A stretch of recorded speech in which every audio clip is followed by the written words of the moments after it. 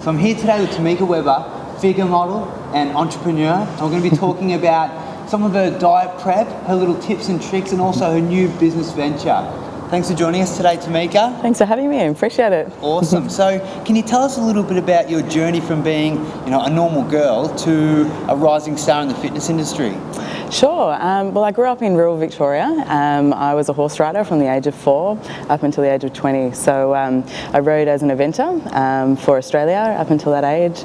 And then I chose to leave living in rural country and into the city. So I had to find something else to get that edge that I didn't have from riding. I'd given up my sport that I loved, and I fell in love with the gym.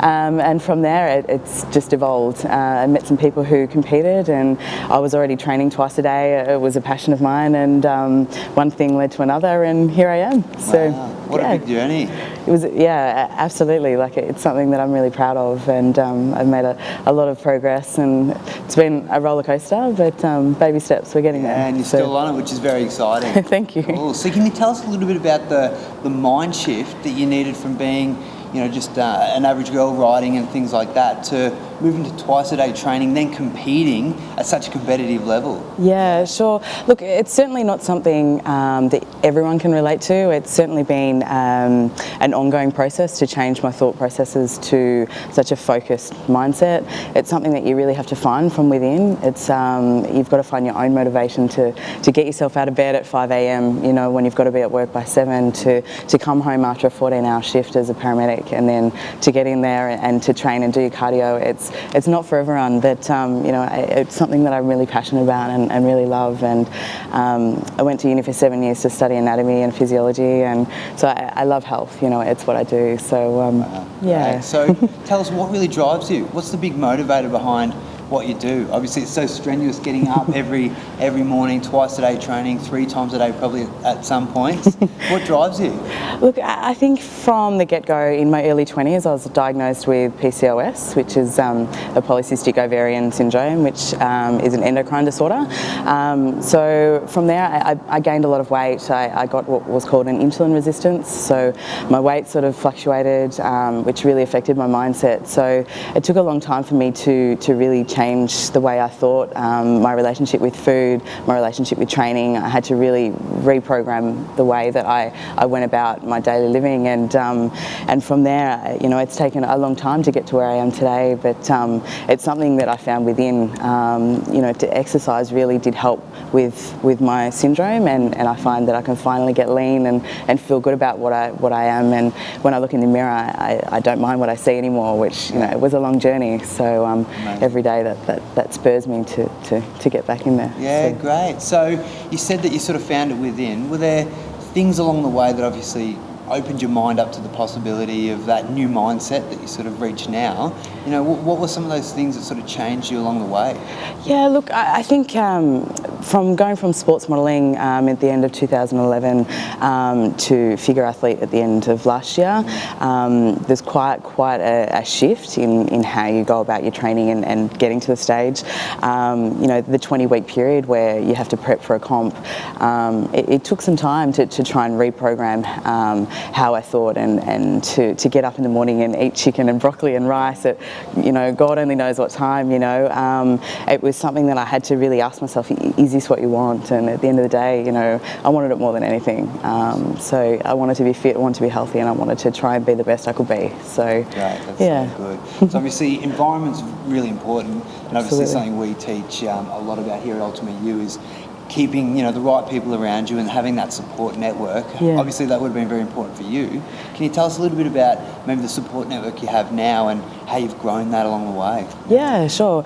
Look, I have a coach in Sydney, Nathan Page, but obviously that's just an online relationship that we have. So the motivation has to come from within. I get up every day and I get to gym because I love it, not because somebody else wants me to be fit or lean or slim. You've really got to want to be fit and healthy, and I surround myself with people who are motivated and want to see positive changes in themselves, you know, who will, you know, on those days where you're feeling, you know, lackluster and just exhausted, you know, they'll say, come on, Tam, we can do this, let's get into the gym, or, you know, one last set, you can do this. So, yeah, I certainly have people who compete and are right into the industry, but I think it's important too to hold on to those friends who aren't in the industry, because they keep you grounded. You know, it really is a world where you know, a lot of people don't understand the dedication and the focus that it takes to get to stage, and I really value my friends who don't compete, because they pull me back into line and say, you know, like, there's other things, you know, you've got to enjoy life as well. So Awesome. So with obviously the big journey that you've had, there would have been some people along the way maybe trying to hold you back, people that when you shifted from that big change that you made, it would have been a big shift. How do you deal with those people that, I guess you could call them haters, or just people that try and put you down along the way when you've changed into this completely different person, this amazing person? How do you deal with that? I think the main thing that you have to focus on is, as I said previously, when you look in the mirror, you've got to be proud of what you see, and you've got to keep focused on that goal that you're trying to achieve. And there's always going to be people along the way that tell you can't, you know, whether it's from business to sport to whatever it is that you're trying to focus on. There's always going to be those people that have their own fears and their own reasons that they feel that they can't achieve the goals. So I think in the end of the day, you have to ask yourself, you know, how bad do you want it? And they're not going to get up at 5 o'clock and say, come on, Tam, let's get to the gym. You know, you've got to do it on your own, and you've got to ignore the hate. You know, you've just got to step up and say, all right, I can do this, whether you're going to support me or not. I've got beautiful people around me that will support me and get me to the stage, and you don't need negativity. So awesome. So you've had a few injuries of late. Oh, haven't I ever? How are they, by the way? They're improving, yes, thank you. I'm on the improve. Awesome.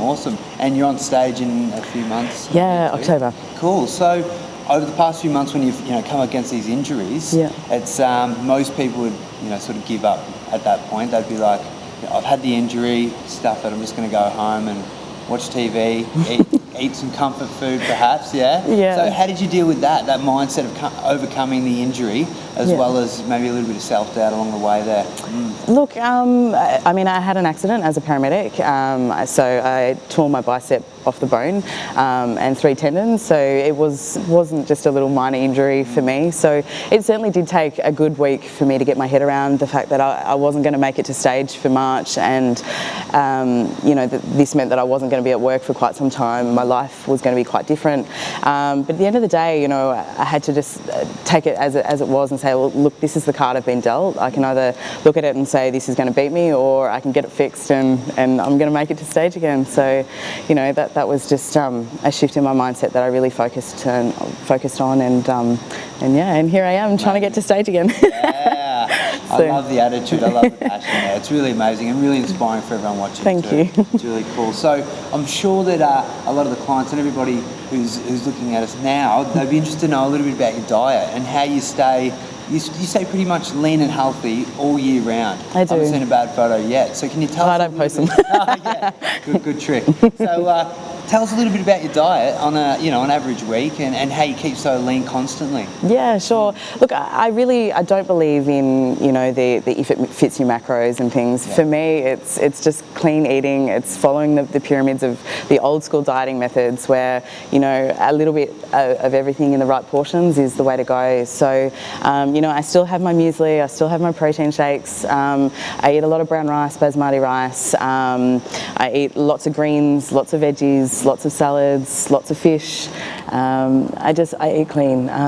You know, there's never processed foods in my diets. You know, if I eat out, I take off the creamy sauces. You know, just keep it simple, and try and change your palate from needing that sugars and the cravings that a lot of people will get when they try and get into clean eating, and eventually it will become a habit. And I love it. I love the clean eating diet now. It's my life. So great, and it's true. After doing it for so long, your palate does truly change, and you get addicted to eating clean. It truly is the normal way of eating, but we've been isn't that true? The other way, haven't we? So for the people that are on a journey of eating clean, they're about to try it, and commit to it. What are some of the strategies that you use for getting over those temptations especially through the winter period? Sure.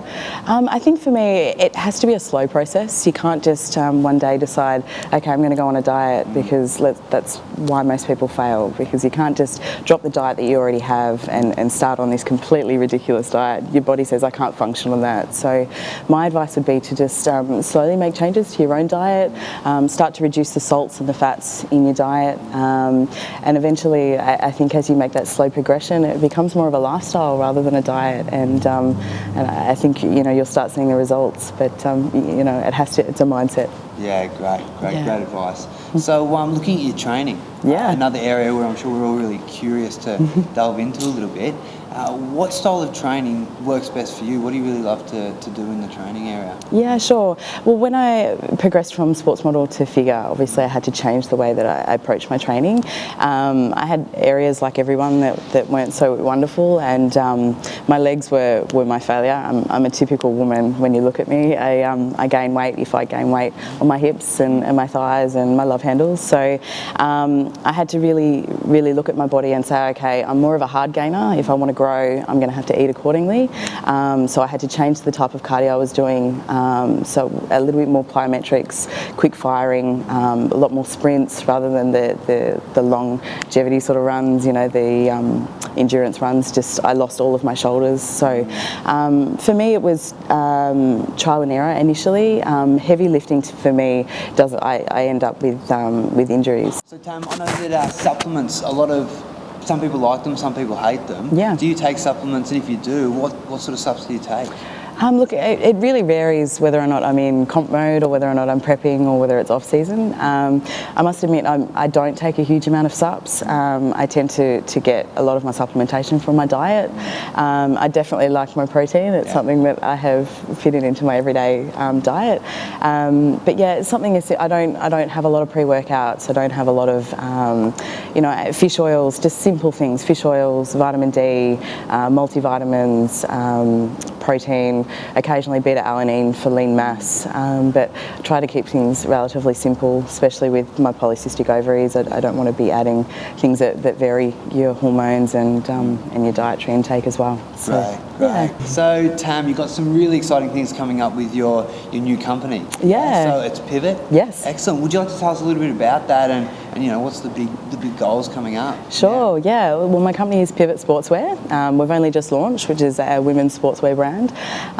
So it all started years ago when, as I say, I was diagnosed with polycystic ovaries, and my weight did a little bit of this, and I found myself going to the gym, and I either couldn't afford the things that made me feel good in clothing, or I just couldn't find something that fitted me well. So a couple of years ago I ventured to a designer, and I said, these are my ideas, let's make something of this. And here we are, and we've produced a label where it's I feel it's cost effective without compromising quality. So yeah, I'm really excited. It's very exciting, and I hear it's going really well. Thank you. Actually, I went on there last week. It looked like a whole bunch of stuff was sold out, which is great. Thank you. News for you. Thank you. Cool. And are you delving into some other areas too? So not just the fashion. Yeah. Look, initially it's a women's line, but we're also expanding into a men's line really soon as well.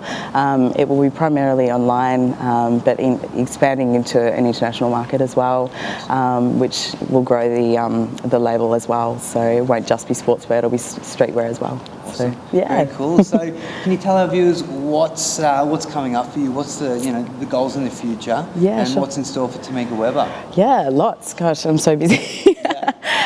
So I work full-time as a paramedic, so my goals obviously are to get back to full-time work after my shoulder reconstruction.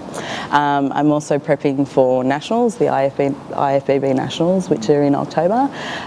So with a little bit of luck, things go to plan there, and ultimately I'd like to take it international. So amazing. Yeah, that's the plan. Wow, so many great things coming up. Yeah, busy. Yeah, very busy. Well, look, it's been really inspiring, and I'm sure everybody got so much out of the interview. Appreciate it. Thank you so much for coming down, and we'll speak to you very soon. Thanks, guys. Good to have you. Thank you.